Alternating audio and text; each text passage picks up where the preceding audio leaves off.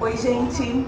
Hoje nós vamos discorrer sobre os capítulos 7, 8 e 9 e a minha convidada especial é a Lígia, minha amiga e leitora assídua, né, Lígia? Sim, um privilégio muito grande compartilhar esses capítulos desse livro que tem edificado as nossas vidas de uma maneira impressionante, né?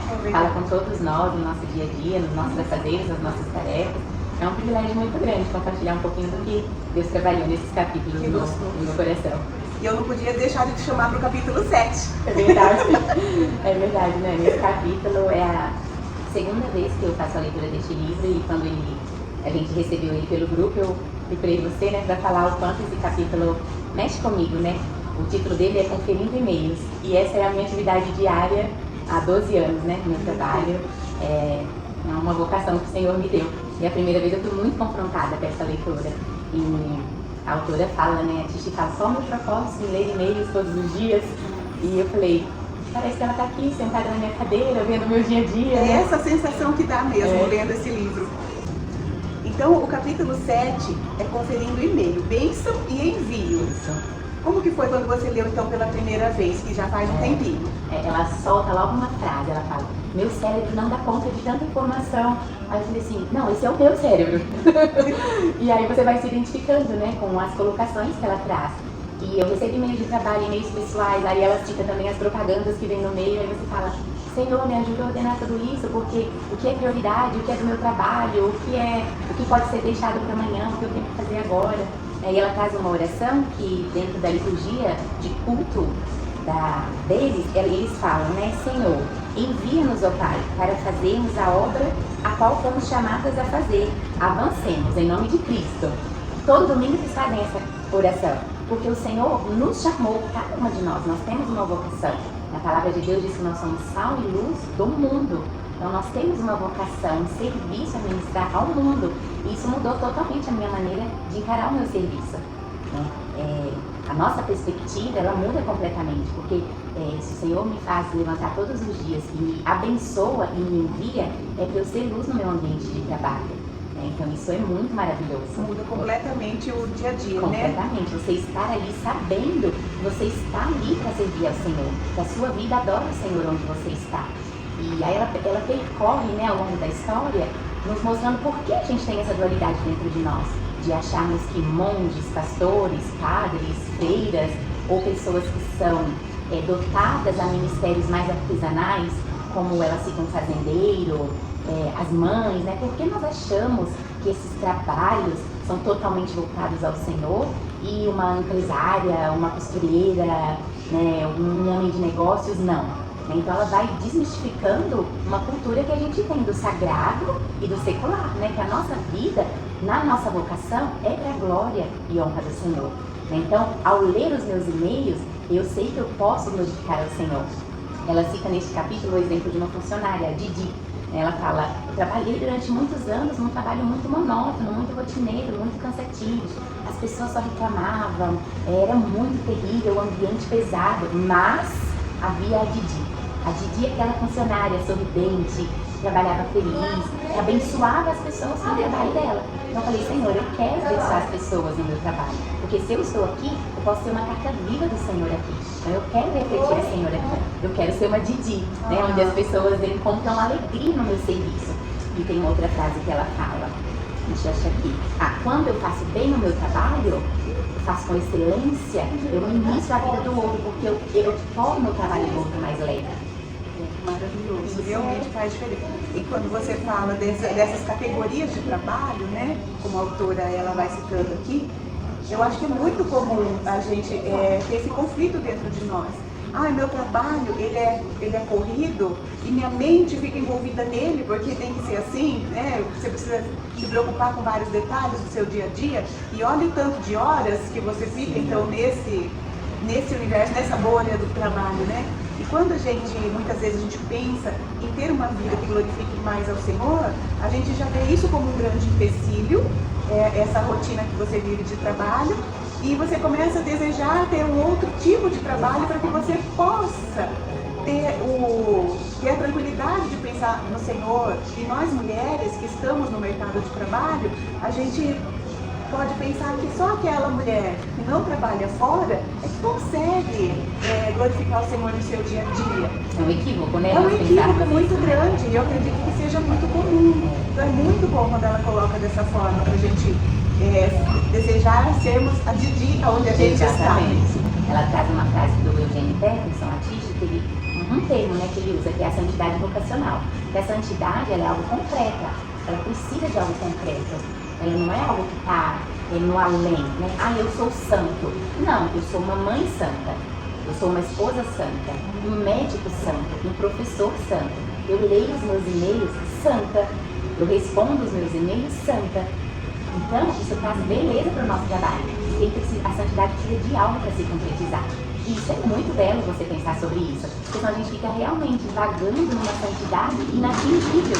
Tem que estar mais isolada para ser santa. Exatamente. E ela, não só ela, né, mas o livro, ela traz essa beleza para a gente tirar o nosso pensamento deste algo intangível. E mais para frente, quase no finalzinho do capítulo, ela retoma esse tema, né, sobre sermos Marta ou Maria, inclusive. A gente pode falar disso um pouquinho pro final, então antes disso tem um outro termo que eu achei muito interessante também, que é do Tim Keller, daí, que é o Ministério da Competência, que retomando o fato da Didi. Então, o Senhor nos deu ministérios, onde nós estivermos, e nós devemos executá-los com competência, com qualidade, onde nós estivermos. Quando nós fizermos com amor, as pessoas vão ler o Cristo em nós, elas vão ver o Cristo em nós. E o oposto é real também, né? Então a gente precisa tomar este cuidado, né?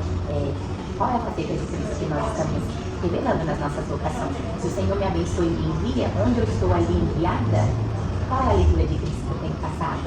Então isso é muito importante. É claro que nessa era nossa tão tecnológica, a gente corre realmente o risco de idealizar muito também o nosso trabalho, de virar um ídolo no nosso coração. O trabalho não é um ídolo no nosso coração.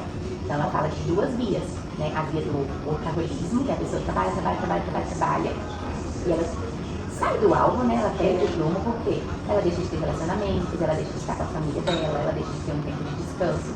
E tem esse outro oposto, que foi que você mencionou, das pessoas acharem que tem que ficar em casa, né?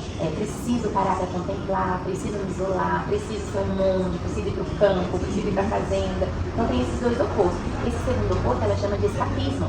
Hoje em dia muitas pessoas têm escapado do ambiente de trabalho. Colocam o nome de santidade. Então nós precisamos sondar o nosso coração. Existem aqueles que o Senhor chamou para realmente não estar no mercado de trabalho, mas existem muitos que foram chamados para estar no trabalho, para serem abençoados e enviados.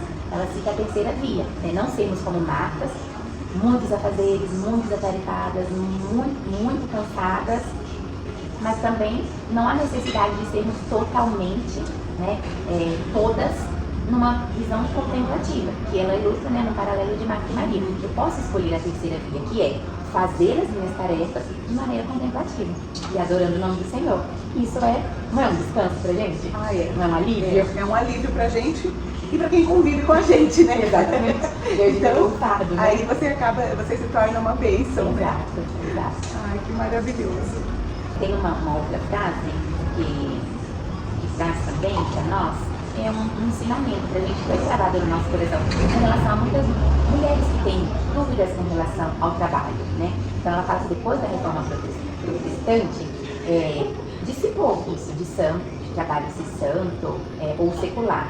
Então ela fala, a fé cristã nos ensina que todo trabalho que não é imoral ou antiético é parte da missão do reino de Deus. Então a gente sonda o nosso coração, o meu trabalho é imoral? O meu trabalho é ilegal? Ele é desonesto? Não, então ele faz parte do reino de Deus. Ele é para a glória de Deus. Então isso a gente trabalha mais alegre, mais leve, né? A gente consegue administrar e cuidar do marido, do filho, sabendo que estamos sendo abençoadas. E como você disse, né, abençoando as pessoas ao nosso redor com o nosso trabalho. Meu Deus, mais seguras, né? De estar fazendo a vontade do Senhor. A gente coloca às vezes essa questão de fazer a vontade do Senhor só nos relacionamentos pessoais, já é uma bênção se a gente sempre lembrar disso, né? Sim. Fazer a vontade do Senhor, mas especialmente ali no ajuntamento, assim, na comunidade, né? Fazer a vontade do Senhor, aí a primeira coisa que a gente pensa é a comunidade, é a igreja. Sim. E depois abrange ali para os relacionamentos pessoais e pensar que daí além disso, né? Não que isso não, mas que além disso, o seu trabalho também glorifica o Senhor, faz a gente ser mais assim, abrangente, mais expansivo, né? A bênção é maior do que a gente pode pensar. E até mais comprometidas com o nosso trabalho, né? Porque às vezes a gente fala, eu preciso trabalhar aqui pelo meu salário, né? Muitas pessoas, infelizmente, ainda têm esse pensamento. Eu preciso trabalhar porque eu preciso ter dinheiro, eu preciso do meu trabalho. E quem é o nosso mantenedor, quem supre as nossas necessidades é o Senhor. O trabalho é o meio pelo qual Ele nos abençoa. Mas quando a gente tem a perspectiva, não, eu estou aqui porque eu sou abençoada e eu posso, com o meu trabalho, abençoar outros e glorificar o nome do Senhor, é muito belo. É maravilhoso. Maravilhoso, maravilhoso. Então, hoje eu leio meus, sei lá, Seus e-mails? 300 e-mails por dia, dando glória a Deus, né? Às vezes dá um estresse, mas aí eu respiro, conto até 10, né? A releitura trouxe isso à tona de novo, né? Reforça, Senhor, né? Eu quero ser uma Didi, né? Não quero ficar só reclamando. Ai, amém. É O uma Senhor bênção. nos dê mesmo essa clareza, né? Esse entendimento, que a gente lembre disso no nosso dia a dia. Exatamente. Vamos ver então sobre o capítulo 8, ficando presa no trânsito, o tempo litúrgico e um Deus sem pressa. Puxa, bem legal esse capítulo também, né? Muito. Ela começa contando que ela tá presa ali no trânsito, né? Não tem alternativa. E até acho legal que ela fala, um momento ela fala assim, por que as pessoas buzinam, né? Porque Não vai adiantar nada. Mas se ouvirem o meu coração, ele também vai estar buzinando. Porque ela não está buzinando, mas dentro dela ela está um turbilhão, né? Louca pra sair dali. Ela tá com criança, né? Eu fiquei muito impactada nesse capítulo, porque ele confronta todos, né? Que nos confrontam, mas algo que me pega muito é a questão da paciência, né? Eu vou descobrindo quão pecador eu sou. Eu não gosto de esperar, eu tenho muita dificuldade em esperar. E um exemplo que ela cita, eu falo, Deus me ajuda. Ela fala, por que você está na fila de mercado reclamando que a fila está demorando? Use esse tempo para agradecer ao Senhor. Agradeça ao Senhor que você está no mercado. Você tá com olha o seu carrinho, você está com ele cheio, né? É o Senhor que está te dando tudo isso. E eu falo, Deus, será que um dia eu vou conseguir? Porque se eu fico numa fila, eu já fico irritada. Né? Então, e ela fala, Deus vai te encontrar na espera. E a gente não quer esperar. Então fala, Deus, ensina, né, realmente a ver essa dádiva da espera. O Senhor não está com pressa. O Senhor está parado, me aguardando para ter um bate-papo, para ter um momento de intimidade. E aí, mais uma vez, às vezes eu acho que tem que ser. Não que não seja bom e não que não tenha que existir. A própria Bíblia fala de entrar no nosso quarto e o nosso tempo em secreto com o Senhor. Sim, isso é essencial para a nossa fé, para que nos mantém de pé. Mas por que não, nesses outros momentos, eu não posso chamar o Senhor para pertinho de mim? Né? Esperando ali numa consulta médica, enfim, tantos momentos, né? Ele judia da gente mesmo. A espera é uma dádiva, é de verdade. Eu nunca tinha pensado nisso, ainda tenho muita dificuldade, né, em no falar, é lindo, né? A espera é uma dádiva. Mas pergunta para uma tentante que quer engravidar, o que ela vai achar dessa espera? Né? Pergunta para alguém que está esperando a cura de uma doença, o que ela vai achar dessa espera.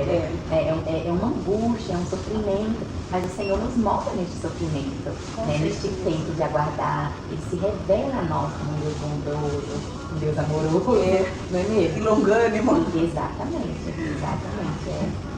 O Senhor continue nos abençoando enquanto aguardamos. O nosso papel hoje, a nossa esperança, que ela traz bastante aqui nesse capítulo, é aguardar a vinda do Senhor. Pronto, olha que grande espera. Nós temos essa espera, nós acordamos todos os dias, deveríamos, né, pelo menos, com essa esperança latente no nosso coração, que é o retorno de Cristo. Mas eu não tenho paciência de esperar a água do café ferver. Tudo a gente quer pra ontem. Então, como não ser ministrada? E quantas bênçãos a gente acaba, sabe, desvalorizando, perdendo nessa pressa que a gente tem, se não está dentro do tempo que a gente predeterminou, a gente já descarta a possibilidade. Isso. Sendo que Deus pode estar abrindo novas janelas pra gente, né? Novas oportunidades, porque enquanto nós esperamos, se a gente tira a reclamação e começa a louvar o Senhor, engrandecer o nome do Senhor, a gente vai tendo um vislumbre maior do anseio pela eternidade. O Senhor colocou esse anseio dentro do nosso coração. Né? O Senhor coloca em nós esse anseio todos os dias. Então, meu Deus, eu estou esperando o Senhor. O que é esperar numa fila de mercado? O que é esperar um atraso, né? Às vezes, de um compromisso. Mas a gente vê as coisas com mais leveza. Quer dizer, a vida com não aquela coisa, né? tem que ser. Ah, mas eu marquei da hora. Tem algo bem interessante também na questão da espera, sobre o reino do Senhor. Nós vivemos o já e o ainda não. Né? Ela coloca aqui ela isso, traz né? pra gente, né? Pra gente se lembrar dessa realidade. O reino de Deus veio, o reino de Deus está vindo. Como Nossa, nós foi muito legal. Como nós vivemos, né, nessa espera, o já e o ainda não. Nós somos filhos, mas ainda não se manifestou tudo que quer ser revelado a nós. Então, é algo que nos permeia, né, em todos os nossos dias. Devemos viver aqui, que essa pátria, né, não é nossa, nós somos peregrinos aqui, mas estamos já vivendo de acordo com os cidadãos do reino. Nós somos cidadãos do reino. Então, a nossa espera é uma espera ativa. Né? Eu vivo aqui, aguardando o meu rei, né? Eu sei que nada aqui está bem sem ele, mas como eu vou viver lá, eu já posso viver aqui. Né? Como sombra, como sinal, como prelúdio de tudo que está por vir. Então, assim, isso é maravilhoso, a gente aproveitar esse nosso tempo nessa terra e com aquela expectativa da eternidade, né? Então a gente vive mesmo esse conflito do terreno, do limitado, né? Dessa vida que começa e termina, e com a eternidade. A gente vive esse conflito, a gente vai tentando se ajustar a isso, né? Que coisa mais linda. Então, pra gente se lembrar, né? Deus nos encontra na espera. Né? Uma palavra de consolo, né? Para tantos que esperam por tantas coisas, né? Não sei se pode falar um pouquinho de algo pessoal, assim, ou não, né? No ano de 2020, né? Em 2020, eu e a gente deu entrada no pedido de adoção. E assim, eu de verdade, eu não tinha nada assim dentro de mim que eu falasse, nossa, eu esperei muito, foi muito ruim. Mas eu me irritava com essas coisas pequenas, filhas de mercado. Uma vez eu fazer fotografia com a Vitória, nem voltei no lugar que eu achei um pouco absurdo, tanto que eu esperei. Mas tudo isso ia revelando a impaciência do meu coração, de querer as coisas no meu tempo, na minha hora. E o tempo é algo que nós não controlamos, o tempo é do Senhor. Nós precisamos aprender a redimir o nosso tempo, mas o controle dele não é nosso, ele é do Senhor.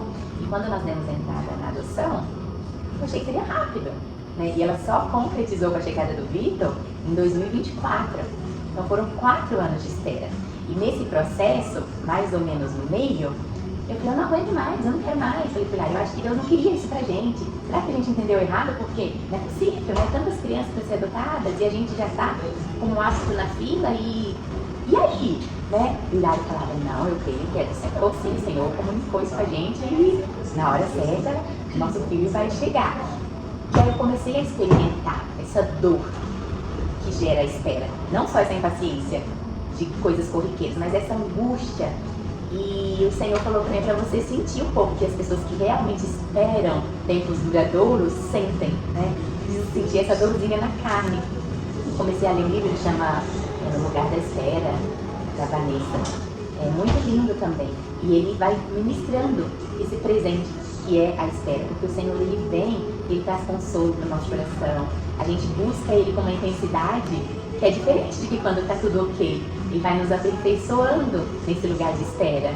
E aí eu fico sendo ministrada pelo Senhor, sabe?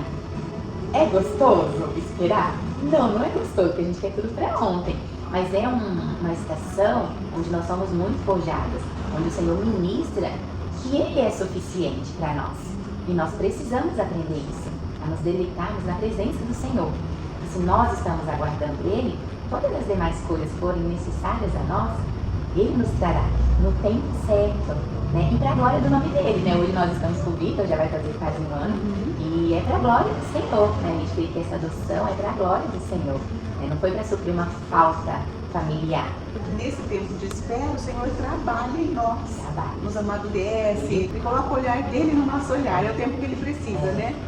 Para entregar aquela bênção que a gente deseja tanto na hoje, como família, a gente tem muita convicção disso. Aí depois que passa, né? Você fala, Deus, você queria fazer tudo isso com a gente, você queria falar isso com a gente, você queria ministrar tudo isso no nosso coração.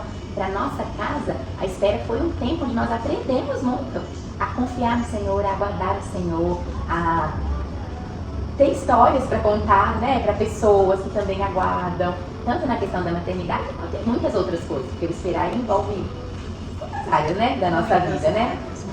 Mas essa é uma área bem sensível mesmo, que foi muito bom você colocar a maternidade. Das mulheres que estão aí, né? Às vezes tem anos tentando, às vezes não consegue girar, às vezes mesmo na fila de adoção. Não há esperança, né? A espera, ela está atrelada à esperança. Então nós temos essa esperança. Então o Senhor nos encontra na espera. A gente não caminha sozinha. Alegria saber que temos umas das outras. Isso E o Senhor conosco. consola e anima, né? Glória a Deus por isso. Vamos falar então agora sobre o capítulo 9, ligando para uma amiga, congregação e comunidade. Aí o coração vai ficar quentinho agora, Muito né? aquecido. Muito aquecido. Esse capítulo 9, ele aqueceu muito o meu coração, principalmente pela expressão que nós estamos vivendo como comunidade, né? Com os estudos da carta de Paulo aos Efésios. E não tem como, prestem atenção, não tem como ter um relacionamento com Cristo sem ter um relacionamento com o corpo de Cristo, que é a igreja. Então, ligar para uma amiga é muito mais de um ato do que saber como a sua amiga está. É você se envolver com o propósito de Cristo na terra. Meu Deus. É você amar o Senhor de uma maneira palpável, né? Quando eu falo... Ai, lembrei do nosso culto de mulheres. Verdade. Foi uma bênção, né? Falar sobre isso. Então, assim, tá tudo tão conectadinho, né? Ai, deixa eu explicar. Eu posso tocar em Jesus. Como tocar em Jesus hoje? Você pode? Posso. É muito belo isso. A gente negligencia muito os nossos relacionamentos. Nessa busca pelo Deus, eu te quero, eu te preciso, você é tudo pra mim. Nós oramos isso aos domingos, oramos nos nossos quartos. Deus, você é tudo pra mim. Daí eu saio da minha oração, eu encontro um vizinho na rua, eu mal dou bom dia pra ele. Peraí, essa oração minha não tá muito legal, não tá batendo, né? Porque a expressão de Cristo hoje na terra somos nós, os irmãos, uns com os outros, né? Então assim, como eu posso servir o Senhor hoje? Servindo a Nani, né? Eu posso ligar para uma amiga, tá tudo bem aí? Tá precisando de alguma coisa? Ai, tô passando aí. Olha, vi um bolinho que você gosta, eu lembrei de você, vem tomar um café comigo. Essa parte de comunhão é algo que minha casa ama, né? Vive, tenta, né? Pelo menos viver isso, né? De uma maneira que saia do superficial.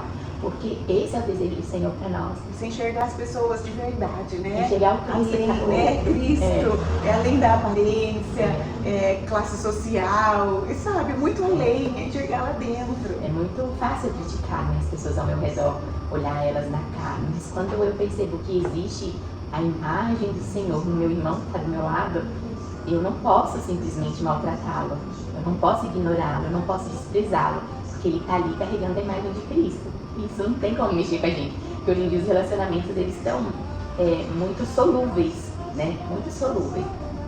Enquanto eu tenho uma utilidade para você, você é muito minha amiga. Mas a partir do momento que eu não sigo para você para algo, não tenho mais a sua amizade, né? Então isso não testifica mesmo como uma vida cristã. Não. Eu sei que infelizmente a gente vê isso acontecer, mas se nós tentamos estar mais próximos de Jesus, ser mais semelhantes a Ele, a gente tem que enxergar essas coisas como coisas importantes, né? Então, você se envolver na vida dos irmãos, assim, se preocupar, amar, se preocupar, enxergar Ele, né? E é tão sério, tão assim, importante quanto a questão do perdão, né? De você não, se você não está bem com seu irmão, primeiro resolva isso antes de fazer um sacrifício, antes de chegar ao Senhor, resolva. Então, é tão importante quanto. Então, são pilares, são coisas assim que não deveria passar despercebido para ninguém. Então, o Senhor ministra nos nossos corações esse alerta novamente, né? Essa lembrança. É isso, esse é o caminho. Nós somos um corpo. Exato. E aí um membro do corpo não vai desprezar o outro. E se um tá dodóizinho ali, todo o corpo sente. E eu falo, Senhor, eu quero viver essa realidade, sabe? Do dedãozinho do pé tá dodói, quando a gente não chuta, assim, o dedinho do pé não dói muito e o corpo todo sente. Eu quero saber que o meu irmão está passando por algo e eu quero que isso doa em mim, isso doa no meu coração, que eu me importe com ele, que talvez eu não vou poder fazer muita coisa assim, real, mas eu posso estar intercedendo por ele, orando por ele, mas eu também posso ir lá, eu posso fazer uma visita, eu posso dar um abraço, sabe? Eu falo real assim, eu não vou pôr o dedinho dele no lugar, mas tem tantos outros gestos, né, que eu posso manifestar essa comunhão com Cristo através do meu irmão. Não sei assim, já aconteceu com você está um dia assim, às vezes triste, acordou meio amuadinha, aí você recebe uma mensagem no WhatsApp ou uma ligação, tipo, vi esse bolo, lembrei de você, olha, eu ouvi essa música ali, lembrei de você, e manda uma foto de uma recordação. coisas tão simples. São os gestos mais simples. Tão meigas que cativam o nosso coração. E eu creio que há muita beleza do Senhor nesses detalhes. É tanto que eu ligar para uma amiga, mais uma vez, eu não estou só ligando para uma amiga, eu estou me envolvendo, estou participando do corpo de Cristo. Eu estou me envolvendo com a história maior que a minha, que é a história do Evangelho. Eu não posso viver a minha vida como a minha história, os meus desejos, as minhas satisfações, as minhas necessidades, porque existe uma história maior, mais linda, mais bela do que a nossa, que é o Evangelho. E quando eu ligo para Nani, tá tudo bem? Olha, desejo um dia maravilhoso. Eu falo, uau, eu estou participando da história de Cristo, eu estou me envolvendo com o corpo de Cristo. Assim ele vai tecendo, né? Vai. Ele vai tecendo aquela obra de arte. Afetos entrelaçados? Eu não sei. Aqueles afetos entranháveis, sabe? Víscera com víscera, coração com coração. E muitas vezes a gente vai na igreja todos os domingos, a gente senta do lado do irmão. Tudo bem, normalmente a gente procura aqueles que a gente já tem mais proximidade. Mas existem muitos casos da pessoa sentar do lado de um irmão, não sabe às vezes nem o nome. Então eu estou ali lado a lado com o meu irmão, mas o meu coração está tão distante, né? Porque eu estou tão preocupada comigo, tão preocupada com a minha vida, tão preocupada com a conta que eu não paguei ou com o carro que eu quero trocar, que eu não tenho sensibilidade, sabe? Está faltando um pouco disso, dessa sensibilidade de que eu possa amar ao Senhor amando a Nani, de que eu possa amar ao Senhor ligando para uma amiga. Nossa, né? meu Deus. Como amar Jesus na terra, aqui no Jai ainda não, né? Que ele não está aqui conosco, juntando os capítulos, né? Como eu posso amar o Senhor? Amar as pessoas que ele colocou aqui na terra, sentar do lado delas, tomar um cafezinho com elas, chamar para sua casa, falar você junto, estender uma roupa junto. Mas a gente acha que é só coisas de eventinhos, né?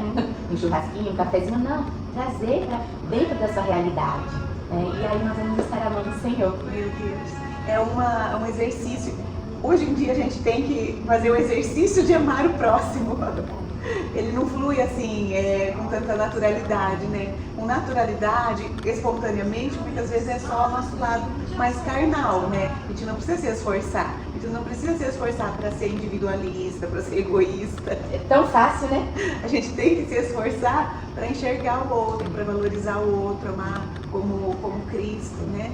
Mas que o Senhor venha nos dar a graça mesmo para isso, né? Intencionalidade, mais intencionalidade para isso. E eu creio assim, Nani, que é um esforço que tudo bem que ele comece com o nosso esforço, né? Eu preciso me esforçar para, mas tende-se a tornar natural quando eu chamo a graça de Cristo para participar comigo dessa obra. Que a obra é dele, né? A unidade é de Cristo.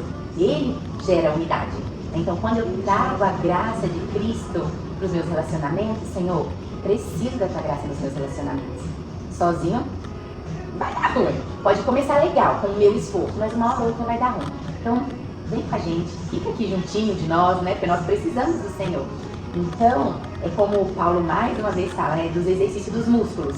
Muitas vezes a gente não vai para academia, né? Mas a gente precisa, nosso corpo precisa da nossa musculatura em dia. Então você vai ali se esforçando, até que um dia se torne natural. Né? Você fala, eu não quero ir para academia. Eu falo, não, hoje eu vou para academia, eu preciso, né? A gente parece que é distante, mas é possível e é real. Assim como o amor de Cristo. Né? Nós precisamos crer que existe esse natural, onde o Senhor, sabe, direciona, onde o Senhor está presente, onde o Senhor cela, onde o Senhor nos dá as pessoas de presente, né? E que o nosso coração seja grato, porque nós temos outra frase que a Titi fala também, nós não seremos recompostos sozinhos se não formos recompostos juntos. Ah, que maravilhoso. Não é? Então, eu preciso de amigas, né? Nós precisamos andar juntinhas. Nós não podemos andar sozinhas. O cristão não pode andar sozinho. Nós somos parte de um povo, de uma família. Precisamos andar juntos. Ai, que o Senhor... Vamos juntos! Vamos juntos! Vamos juntos! Vamos juntos! Então que o Senhor venha mesmo, né? Falar conosco mesmo, nos lembrar mesmo dessas coisas importantes, né? Que nos dê espírito de ousadia, porque isso. As tímidas sofrem mais, né? Mas as tímidas têm um jeitinho também, tem, né? Elas são carinhosas, sabem chegar. Sabe, né? E assim, às vezes não consegue, não é expansiva no falar, mas tem um abraço acolhedor, tem, né, um detalhezinho, né, que é uma florzinha. Vai saber, né? Não é? Cada uma tem o seu jeitinho de tocar umas às outras. Né? É necessário a falante, é necessário a ouvinte, é necessária a quietinha, é necessária a que chega causando, a que fica mais no cantinho. Nós somos necessários umas para as outras, né? E nós precisamos dessa multiforme graça do Senhor no corpo de Cristo para expressar as belezas do Senhor, não é mesmo? Assim como a própria natureza, né? É tão variada e tão linda, né?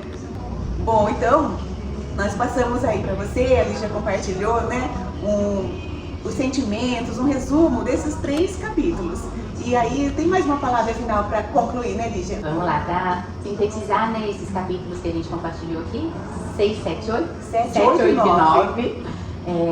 Da nossa vocação, do nosso trabalho, de servirmos uns aos outros com amor, de esperar pelo Senhor, de encontrar o Senhor na espera, e dos relacionamentos que o Senhor nos deu. A frase que martelou e está latente no meu coração é: amar Jesus na terra é amar as pessoas da terra, é sentar ao lado delas, é viver entre elas. Nossa, muito bom! Ai, Lígia, que bênção! Obrigada, muito obrigada Nani, por ter compartilhado com a gente. É um desafio, né? Você resumir 3 capítulos. Vencemos! Mas, ai, que delícia, foi muito bom. Obrigada eu agradeço o seu convite. Eu fiquei muito feliz, né, de estar participando desse momento assim tão especial, né? Confesso que fiquei muito nervosinha. Mas não parece que muito nervosinha, né? Porque é diferente, né? Seja para a glória do Senhor, né? Que o Senhor seja extremamente exaltado nesses nossos compartilhados. Amém. Muito obrigada, Nani. Minha amiga. Deus abençoe.